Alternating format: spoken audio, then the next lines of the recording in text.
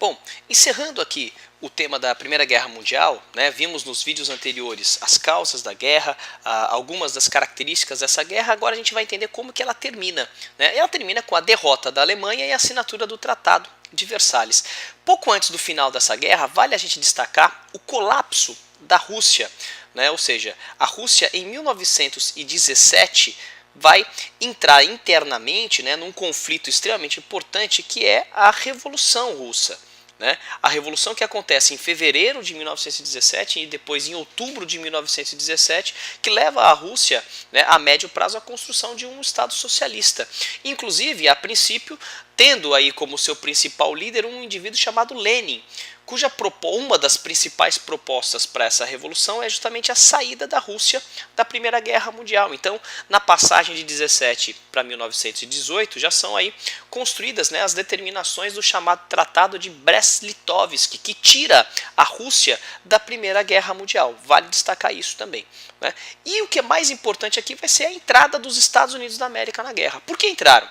Né? Em função do envolvimento dos americanos com os países da Tríplice Entente, ou seja, havia muitos investimentos, muito investidor americano nos países da Inglaterra, França, né, e era importante que esses países vencessem a guerra, porque se não vencessem a guerra, né, muito provavelmente esses investidores não teriam retorno dos seus investimentos. Então era importante que os americanos garantissem a vitória da Entente.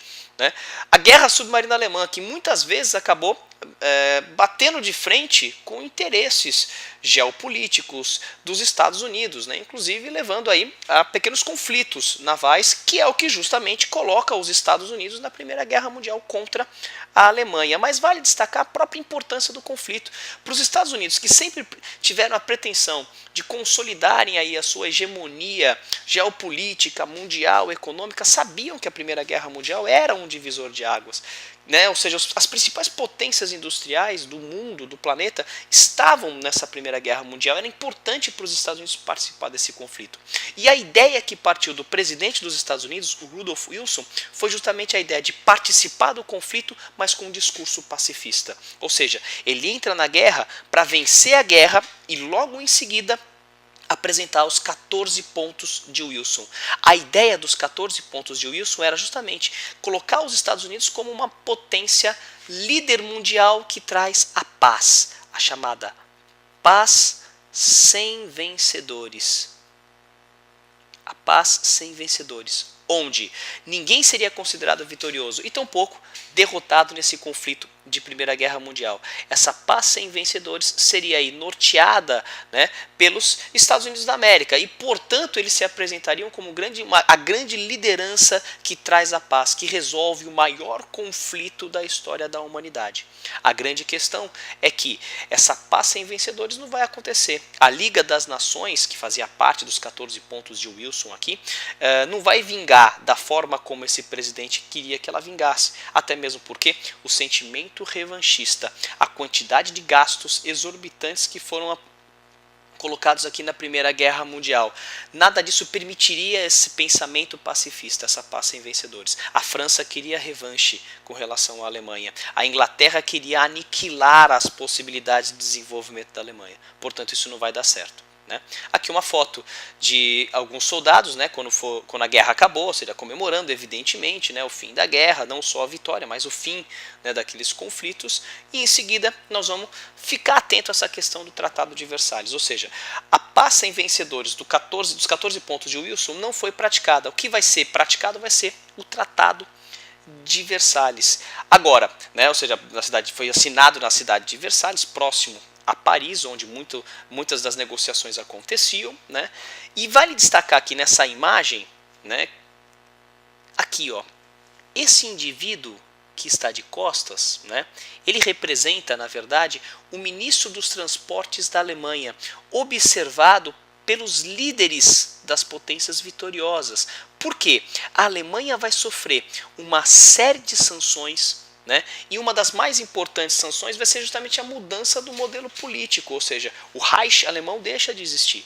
Né? Ou seja, as autoridades da Alemanha, elas perdem esse status. Portanto, é o ministro dos Transportes que vai, né, analisar e assinar as determinações do Tratado de Versalhes. Quais são essas determinações? Né, pagamento de severas indenizações para a Inglaterra e para a França. Proibição da Alemanha em desenvolver a indústria bélica. Né? Inclusive, as armas alemãs serão distribuídas entre a França e a Inglaterra. A perda das colônias alemãs.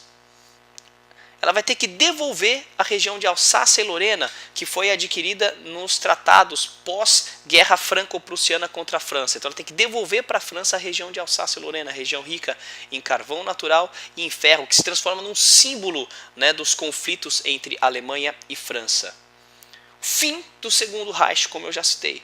Né? Ele vai ser substituído pela chamada República de Weimar, né? Uma república teoricamente social-democrata, que, de acordo com vários grupos políticos da Alemanha, é um modelo político submisso às determinações do Tratado de Versalhes. Agora, o que fica claro é que a Alemanha vai ser considerada no Tratado de Versalhes a única culpada pela guerra, e para o alemão, todas essas sanções, todas essas determinações do Tratado de Versalhes, na verdade, fizeram com que esse alemão interpretasse o Tratado de Versalhes como a humilhação de Versalhes. Evidentemente que o resultado disso é um só, né? Ou seja, dentro da Alemanha, a partir do Tratado de Versalhes, o que nós temos?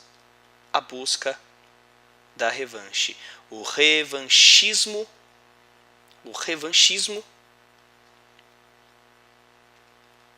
alemão. Ou seja, a Primeira Guerra Mundial vai ter uma continuidade, que vai ser a Segunda Guerra. E para a gente encerrar, a gente tem aqui, lembra, né? De novo o mapa que iniciou lá no nosso primeiro vídeo, né? Como que era a Europa grosso modo. E aqui, né, um mapa mais estilizado de como ela fica depois do Tratado de Versalhes. A gente tem que notar a presença aqui, né, de vários novos países, principalmente no leste europeu. Então você tem aqui o surgimento da Polônia, o surgimento da Tchecoslováquia, né, o surgimento da Iugoslávia, ou seja, novos países surgiram. O Império Austro-Húngaro se fragmentou, Áustria de um lado, Hungria do outro, né? Ou seja, o Império Turco-Otomano deixa de existir. Portanto, há uma reorganização de toda a geopolítica da Europa, também de outras regiões do planeta, como o Oriente Médio, o que mostra a importância da Primeira Guerra Mundial, que tem como principal consequência a nova grande potência mundial, que é os Estados Unidos da América,